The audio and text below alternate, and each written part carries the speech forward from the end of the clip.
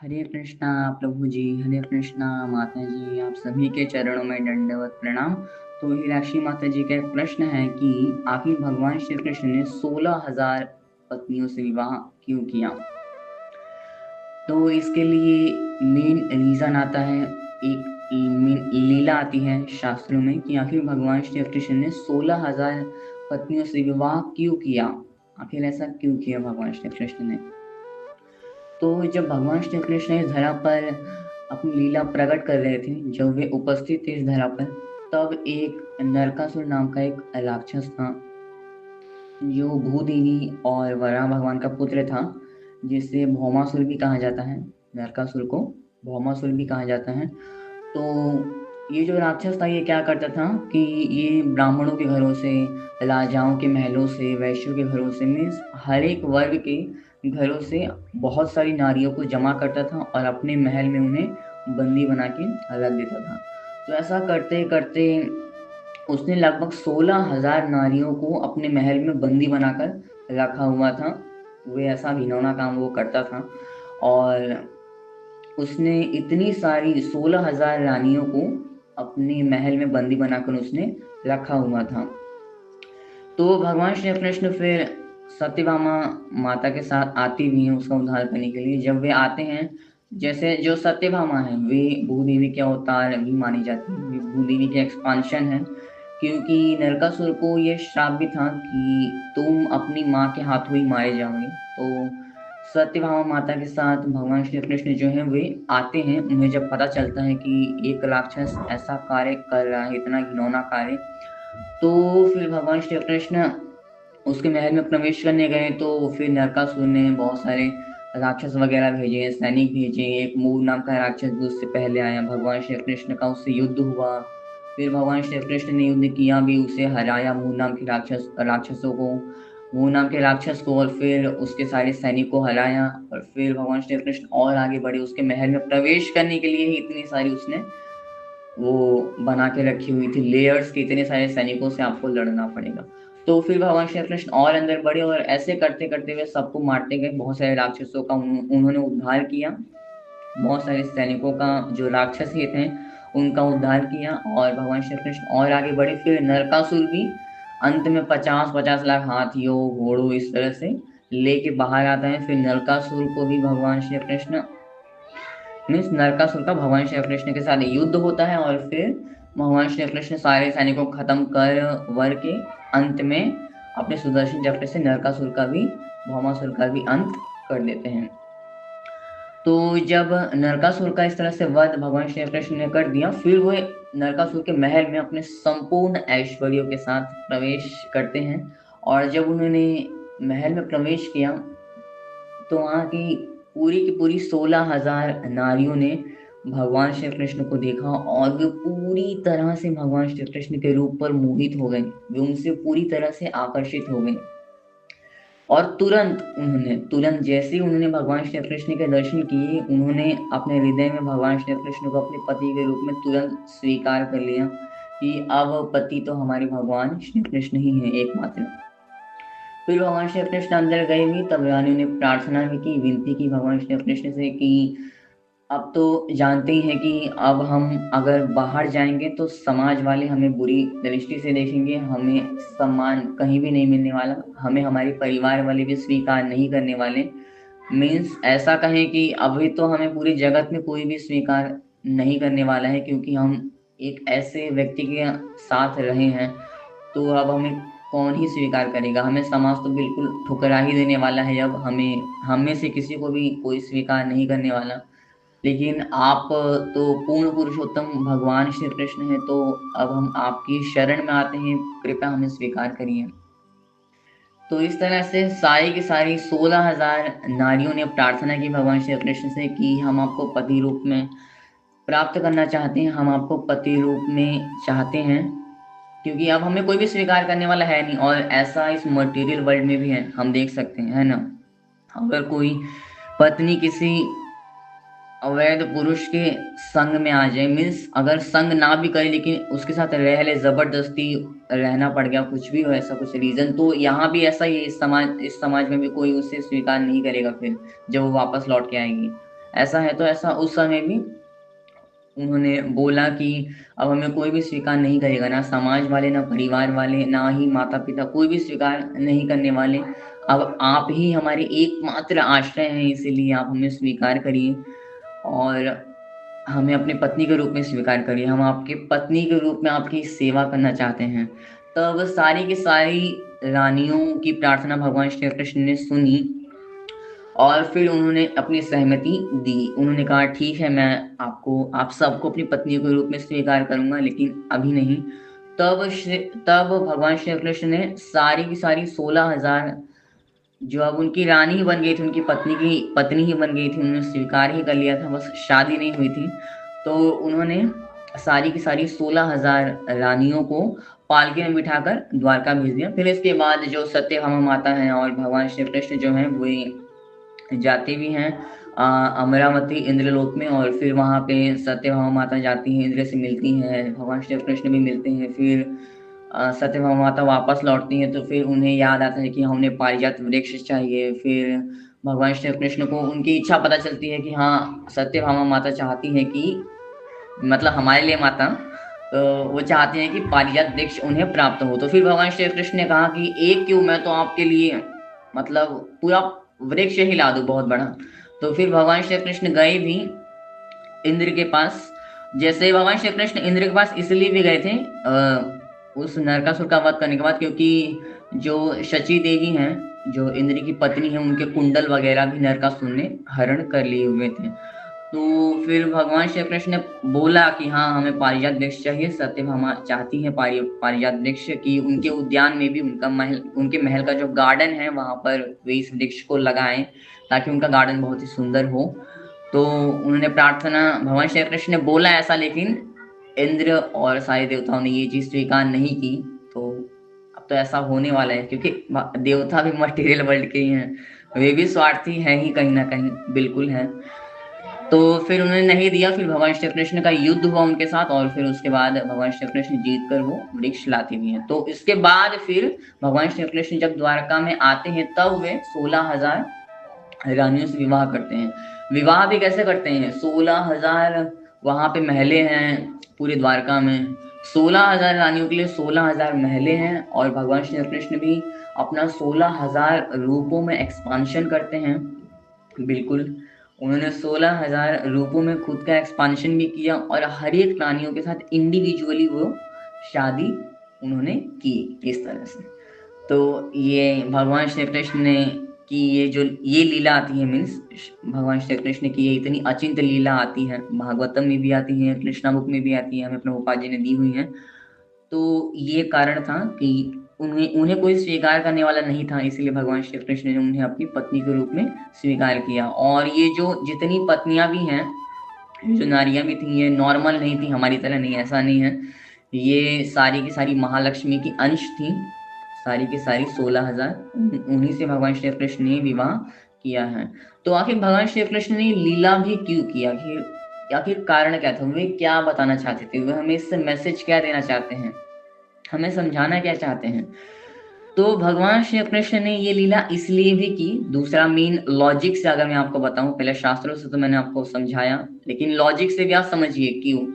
तो भगवान श्री कृष्ण ने ये लीला इसलिए भी की, इस बात को स्थापित करने के लिए कि भगवान श्री कृष्ण ही पूर्ण पुरुषोत्तम भगवान है, परम भगवान जो है वो भगवान श्री कृष्ण ही है, मैं ही हूँ परम भगवान, मैं ही अवतारी हूँ। बाकी जितनी भी आप भगवान देख रहे हो, कोई किसी भी देख रहे हो, वो सारे मेरे एक्सपांशन है, सारे मेरे अवतार हैं, लेकिन मैं ही परम भगवान हूँ, मैं ही मतलब भगवान श्री कृष्ण ही परम भगवान है, उनसे बढ़कर उनके बराबर कोई भी नहीं है ना। तो भगवान श्री कृष्ण इस बात को भी स्थापित करना चाहते थे इस भौतिक जगत में कि उनसे बढ़कर उनके बराबर कोई भी नहीं है, और पूर्ण पुरुषोत्तम भगवान तो श्री कृष्ण ही है। जैसे कि हम देख सकते हैं कि ऐसी अचिंत्य लीला और कोई भगवान नहीं करते हैं, मीन्स भगवान श्री कृष्ण तो परम भगवान है, लेकिन बाकी सब भगवान है, अब उनके एक्सपांशंस है ना, नरसिंह देव हो गए, श्री राम भगवान हो गए, भगवान श्री विष्णु हो गए, शिव जी भी हो गए, है ना। तो ये सारे भी भगवान हैं, लेकिन जैसी अचिंत लीला भगवान श्री कृष्ण करते हैं वैसी अचिंत लीला कोई भी भगवान नहीं करते, है ना। जैसे फॉर एग्जाम्पल श्री राम जी ऐसी लीला करते हैं कि हम बहुत ज्यादा कनेक्ट कर पाते हैं कि बिल्कुल हम इसे कॉपी कर सकते हैं, है ना।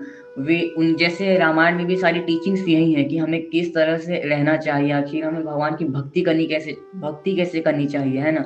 भरत महाराज का एग्जाम्पल दिखाते हैं हमें कि हाँ देखो भरत महाराज का प्रेम क्या है श्री राम से लेकर, और उनके परिवार में किस तरह से सब आपस में एक दूसरे से कितना प्रेम करते थे, सब के सब त्याग की मूर्ति थे और त्याग में ही सबका सुख था। इस तरह से रामायण में कितने सारे एग्जाम्पल्स आते हैं, है ना। और फिर भगवान विष्णु के भी ऐसे हैं, है ना, शिव जी की और भगवान विष्णु की इतनी लीला नहीं आती, लेकिन किन्होंने भी ऐसी लीला नहीं की जैसी भगवान श्री कृष्ण ने की हो। किसी भी भगवान ने अपनी सबसे छोटी उंगली पर ही गोवर्धन पर्वत नहीं उठाया है ना। मीन्स अब ये जो भगवान श्री कृष्ण ने किया है, क्या ये कोई कर सकता है हमारे जीवों में? कोई भी नहीं कर सकता, है ना। कोई भी इंसान ये कर ही नहीं सकता। बिल्कुल भगवान श्री कृष्ण ने इसलिए भी किया है कि कोई अपने आप को अगर खुद ही घोषित कर दे कि हाँ मैं भगवान श्री कृष्ण हूँ, तो उसकी आप टेस्टिंग ले सकते हैं गोवर्धन पर्वत उठाकर, है ना। विश्व रूप भी इसलिए दिखाया कि कोई भी परम भगवान घोषित करे तो उससे आप क्वेश्चन कर सकते हैं कि हाँ आप अपना विश्व रूप दिखाइए और प्रूफ दीजिए हमें कि आप भगवान हैं, तो अब हम आपका ही भजन करेंगे बिल्कुल। तो हम ये देखते हैं जैसे शास्त्रों में भी कि भगवान श्री कृष्ण ने जो लीला की है ना, वैसी लीला किसी ने भी नहीं की है। और भगवान श्री कृष्ण की हर एक लीला इतनी अचिंत्य है, इतनी मतलब बहुत ही नॉर्मल नहीं है, मतलब नॉर्मल से भी कई ज्यादा बढ़कर है। मेरे पास शब्द नहीं है बोलने के लिए, लेकिन भगवान श्री कृष्ण की लीला ही सब बहुत अचिंत्य। कोई कोई लीला ही होगी जो थोड़ी नॉर्मल जैसी होगी, है ना। भगवान श्री राम जी की तरह जैसे नॉर्मल नहीं है भगवान श्री राम जी की लीला, ऐसा नहीं है, लेकिन हम उसे अपने जीवन में उतार सकते हैं, उस सीख को, उस लीला से सीख लेके। ऐसी सी लीला होती है भगवान श्री राम जी की। तो ऐसी लीला भी भगवान श्री कृष्ण की है, लेकिन बहुत कम है। लेकिन उनकी हर एक लीला अचिंत्य ही होती है और परम भगवान के रूप में ही होती है, क्योंकि वे ही परम भगवान है ना। वे जो भगवान श्री कृष्ण कर सकते हैं वे कोई भी नहीं कर सकता। भगवान श्री कृष्ण ही एकमात्र परम भगवान है, और वे ही 16,108 रानियों से विवाह कर सकते हैं, बाकी कोई भी भगवान नहीं कर सकता। बिल्कुल कोई भगवान इसे लीला करेंगे भी नहीं, क्योंकि वे परम भगवान है ही नहीं, है ना। सबसे बड़े भगवान भगवान श्री कृष्ण ही है, वे ही पूर्ण पुरुषोत्तम भगवान है, उनके ऊपर कोई नहीं है। वे अवतारी हैं उल्टा, है ना। मीन्स वे अवतारी हैं, बाकी सब उनके अवतार हैं, उनके एक्सपांशंस हैं। तो परम भगवान जो है वो श्री कृष्ण ही है। भगवान श्री कृष्ण ने ये स्थापना करने के लिए भी, इस बात को स्थापित करने के लिए भी ये लीला की। मीन्स अब देखें ना, जैसे भगवान श्री कृष्ण ने जो ये लीला की है, क्या ये कोई कर सकता है? हम मानव में भी कोई नहीं कर सकता, है ना। कलयुग में क्या, द्वापर युग में भी ऐसा था कि द्वापर युग में भी कोई अपनी एक पत्नी को नहीं संभाल पाता था। 16,000 पत्नियों को कोई सोचे भी नहीं संभालने का, है ना। और ऐसा भी नहीं है कि जैसे ये जो 16,000 पत्नियों की लीला भी की भगवान श्री कृष्ण ने, विवाह किया उनसे, तो ये तो उनके ऐश्वर्य का बस एक छोटा सा मीन्स चिंगारी जैसा प्रदर्शन है उसका, ऐसा ऐसा हम बोल सकते हैं, है ना। मीन्स वो तो, उनकी तो गोपियां कितनी थी आपको, आप जानते होंगे, 10,000 करोड़ तो भगवान श्री कृष्ण की गोपियां थी। 10,000 करोड़, आप सोचिए इस तरह से। तो भगवान श्री कृष्ण अपना ऐश्वर्य प्रकट भी कर रहे हैं ना, तो पूर्ण रूप से नहीं प्रकट कर रहे हैं, बस छोटी से अपनी ऐश्वर्य का उन्होंने हमें चिंगारी बस दिखा दिया है इस पूरे भौतिक जगत वालों को, और उसी में सबका दिमाग हिल जाता है ना। कोई सुनते हैं, प्रश्न करते हैं, ऐसा कैसे, ही तो ऐसे कैसे विवाह कर लिया, ये वो कुछ भी, है ना, सब चलता रहता है। तो भगवान श्री कृष्ण ने अपने ऐश्वर्य का बस एक चिंगारी हमें निकाल के दिखा दिया है भौतिक जगत वालों को, और उसमें ही आदमी का दिमाग हिल जाता है पूरा, है ना। तो ये तो उनके ऐश्वर्य का बस एक चिंगारी ही उन्होंने हमें दिखाया है, लेकिन उनका ऐश्वर्य तो अनंत है ना। भगवान श्री कृष्ण का ऐश्वर्य बिल्कुल अनंत है, और उनके ऐश्वर्य तो अनंत है ही। अब जैसे भगवान किसे कहते हैं, हम भगवान कौन है आखिर, तो इसमें श्रील प्रभुपाद जी बताते हैं कि आखिर भगवान कौन है अपनी बुक्स में, कि जिस व्यक्ति के पास अनंत धन, अनंत बल, अनंत ज्ञान, अनंत यश, अनंत सौंदर्य तथा अनंत त्याग है। मीन्स जो व्यक्ति अनंत धन, अनंत बल, अनंत ज्ञान, अनंत यश, अनंत सौंदर्य, अनंत त्याग को धारण करने वाला है, इन सारे ऐश्वर्य को, है ना, धन को अनंत रूप से धारण करने वाला है, बल को, यश को, सौंदर्य को, ज्ञान को, त्याग को, जो अनंत रूप से means infinite quality and quantity में धारण करने वाला है अपने अंदर, उसे भगवान कहते हैं। और ये एकमात्र इन सारी चीजों को, इन छह ऐश्वर्य को अनंत रूप से धारण करने वाले भगवान श्री कृष्ण ही हैं। भगवान श्री कृष्ण ने ही अनंत धन, बल, यश, सौंदर्य, त्याग, ज्ञान को अनंत रूप से in infinite quality and quantity as well, उन्होंने सबको धारण किया हुआ है। तो जो इस तरह से छह ऐश्वर्य, ये 6 ऐश्वर्य ही आते हैं भौतिक और आध्यात्मिक जगत में, आप देख सकते हैं ये 6 ऐश्वर्य ही होते हैं, 6 प्रकार के ऐश्वर्य ही ये इस तरह से होते हैं। तो ये 6 प्रकार के ऐश्वर्यों को जो अनंत रूप से धारण करता है उसे हम भगवान कहते हैं। भगवान वर्ड में भी जैसे भग यानी षड ऐश्वर्य, और वान यानी जो उनको धारण करते हैं। तो आखिर इस भग को धारण कौन करते हैं? भगवान श्री कृष्ण, है ना। तो इस बात को भी भगवान श्री कृष्ण स्थापित करना चाहते थे कि पूर्ण पुरुषोत्तम भगवान जो है वो श्री कृष्ण ही है, उनसे बढ़कर उनके बराबर कोई भी नहीं है। बाकी जितने भी आप भगवान देख रहे हो भगवान श्री कृष्ण के अलावा और भी भगवान है, बिल्कुल ऑफ कोर्स, है ना। भगवान श्री विष्णु, शिव जी भी हैं, श्री राम जी भी हैं, सब जितने भी हैं, बाकी सारे देवताएं भी हैं। तो भगवान श्री कृष्ण को छोड़ के बाकी आपको जितने भी भगवान दिखें, जितनी भी देवताएं दिखें, जीव दिखे, वे सब के सब भगवान श्री कृष्ण के दास हैं, भगवान श्री कृष्ण के दास हैं। बाकी मालिक तो बस एक ही है भाई है ना, भगवान श्री कृष्ण ही एकमात्र मालिक हैं सबके, और वे ही परम भगवान हैं। तो भगवान श्री कृष्ण इस चीज को भी स्थापित करना चाहते थे, इसलिए उन्होंने ऐसी लीला प्रकट की। तो अब जैसे ये भी होता है कि जैसे बहुत सारे लोग लांछन भी लगाते हैं भगवान श्री कृष्ण में, है ना।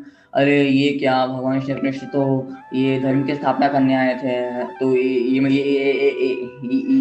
क्या कर रहे हैं भगवान श्री कृष्ण, इतनी सारी मतलब पत्नियों से विवाह कर रही है, तो अधर्म कर रहे हैं, है ना। हमें तो एक ही पत्नी से विवाह करनी चाहिए ना, हम एक पत्नी रखते हैं, भगवान श्री कृष्ण इतनी सारी, ये क्या है।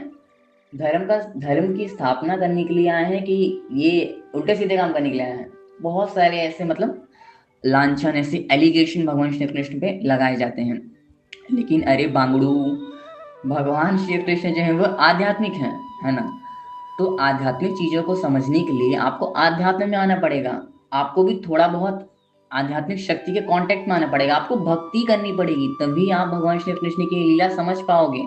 आप प्योर भौतिक होके आप प्योर आध्यात्मिक चीज को कैसे समझ सकते हो कि क्यों आप भगवान श्री कृष्ण को मतलब भगवान श्री कृष्ण की लीला नहीं समझ सके, तो पढ़ क्यों रहे, आप जाओ भाई अपना, निकलो यहाँ से थोड़ा। भगवान जो पूर्ण पुरुषोत्तम भगवान है वे पूरे आध्यात्मिक हैं, पूर्ण आध्यात्मिक हैं। तो उन्हें समझने के लिए भी हमें आध्यात्मिक शक्ति के कांटेक्ट में आना पड़ता है, योग माया जो शक्ति है उसके कांटेक्ट में आना पड़ता है, हमें भक्ति में आना पड़ता है। भक्ति के संपर्क में रहकर ही, भक्ति करके ही हम उनकी इन सारी अचिंत्य लीलाओं को थोड़ा बहुत समझ सकते हैं। मीन्स इतना तो समझ ही सकते हैं कि हम एलिगेशन वगैरह ना लगाए, हम पगलेट ना बने, बिल्कुल, है ना। हम पूरी लीला कहाँ ही समझ सकते हैं भगवान श्री कृष्ण की, ऐसा नहीं है। लेकिन हम इतना तो जरूर समझ सकते हैं कि हाँ, हमें शांति हमारे मन को तो मिल ही जाए, हमारे अंदर ईर्ष्या ना उमड़ जाए, मीन्स उछल जाए हमारे अंदर से बाहर तक, नहीं, ऐसा नहीं है ना। तो भगवान श्री कृष्ण पे ऐसे बहुत सारे लांछन भी लगाए जाते हैं। तो जैसे बहुत सारे मोरालिटी पे जो होते हैं, बहुत मोरालिटी करते हैं, तो वो ऐसे लांछन लगाते हैं कि एक ही पति से विवाह करनी चाहिए। भगवान श्री कृष्ण ने 16,000 पतियों से विवाह क्यों किया, ये सब ऐसी सब बातें सब निकालते हैं। लेकिन भाई बांगड़ू साहब जी, भगवान श्री कृष्ण जो है वो पूर्ण पुरुषोत्तम भगवान है, और इस पूरे दुनिया में क्या है, इस पूरे भौतिक जगत में, आध्यात्मिक जगत में जितनी भी नारियां हैं, अभी मिस जो स्त्री शरीर में प्रवेश की हुई हैं, वे सारी की सारी आत्माएं भगवान श्री कृष्ण की ही हैं। भगवान श्री कृष्ण की मर्जी, वे जो चाहे वे करें अपने आत्माओं के साथ, है ना। जितनी भी नारियां उस सारी की सारी भगवान श्री कृष्ण की हैं। जैसे एक समय एक व्यक्ति ने श्रील प्रभुपाद जी से पूछा था कि आपके जो ये मीन्स भगवान श्री कृष्ण है, ये तो देखिए ना, इन्होंने तो मोरालिटी को पूरा फाड़ दिया, मतलब मोरालिटी के मतलब मोरालिटी कुछ फॉलो की ही नहीं भगवान श्री कृष्ण ने। देखिए ना, अब जैसे मेरी एक पत्नी है, भगवान श्री कृष्ण की 16,108, मीन्स आपके भगवान श्री कृष्ण से ज्यादा अच्छा तो मैं हूं, है ना। ऐसा एक व्यक्ति ने श्रील प्रभुपाद जी को बोला।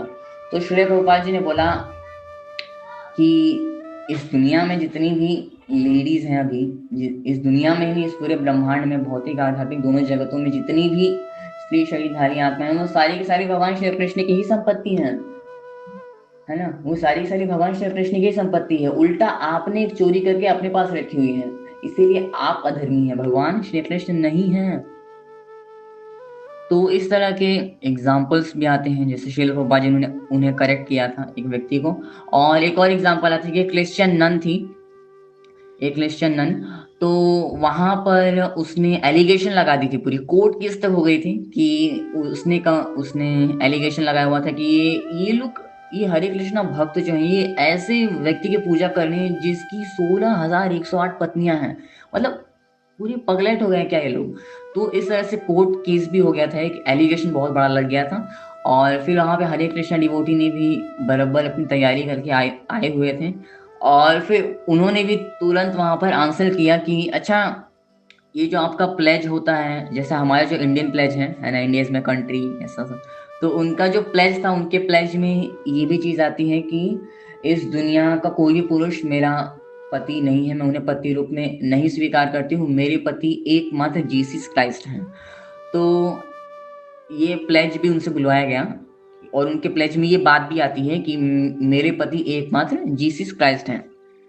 तो उस वक्त लगभग 6 अरब तक क्रिश्चियंस की पॉपुलेशन थी, जितनी भी क्रिश्चियन लेडीज थी उनकी, इस तरह ऐसी कुछ आसपास की पॉपुलेशन थी।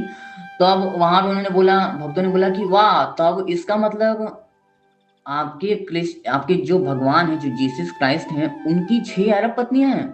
माय गॉड, अरे इससे अच्छा तो हमारे भगवान श्री कृष्ण है भाई, उनकी तो 16,108 ही पत्नियां हैं। आपके भगवान की तो 6 अरब पत्नियां हैं, ये मतलब क्या।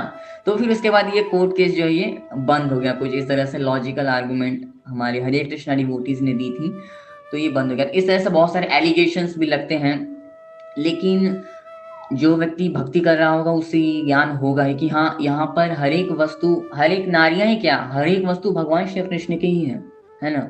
हर एक संपत्ति, जो भी हम यहाँ पे ऐश्वर्य भी देख रहे हैं, जो भी संपत्ति देख रहे हैं, किसी भी पुरुष को, नारियों को, जानवर वगैरह जो भी हो, सबकी सब भगवान श्री कृष्ण की संपत्ति है। सब उनसे ही प्रकट हो रहा है ना। ऐसा थोड़ी ना कि भगवान श्री कृष्ण ने हमें प्रकट किया फिर हमने इसे प्रकट किया, ऐसा तो नहीं है, बिल्कुल भी नहीं। तो सारी की सारी संपत्ति तो श्री भगवान की है ना। सारी की सारी चीजें उनसे ही बिलोंग करती है। उन्होंने कुछ ली या फिर हमने कुछ दिया, तो क्या ही हमने कुछ दिया और क्या ही भगवान ने कुछ लिया, वो तो उनका ही है ना। तो इस तरह से एलिगेशंस भी आते हैं, लेकिन जो कम बुद्धिमान होते हैं वे ऐसे ऐसे एलिगेशंस लगाते हैं। जो भक्ति करते हैं उन्हें सारी चीजें क्लियर होती हैं कि हाँ, किस प्रकार से इस लीला को हमें लेना चाहिए, हमें अपना दिमाग भ्रष्ट नहीं करना चाहिए एलिगेशन लगाकर। तो इस तरह के एलिगेशंस भी लगाए जाते हैं भगवान श्री कृष्ण पे, लेकिन इस तरह के लॉजिकल आर्ग्यूमेंट से भी हम उन्हें जवाब बराबर दे सकते हैं, श्रील प्रभुपाद जी का एग्जाम्पल लेके, है ना। इस तरह से सारे। तो आपको समझ आ गया होगा माता जी मैं आपको क्या कहना चाहता हूँ, आपको आंसर मिल गया होगा। सभी प्रभु जी एंड माता जी को हरे कृष्णा।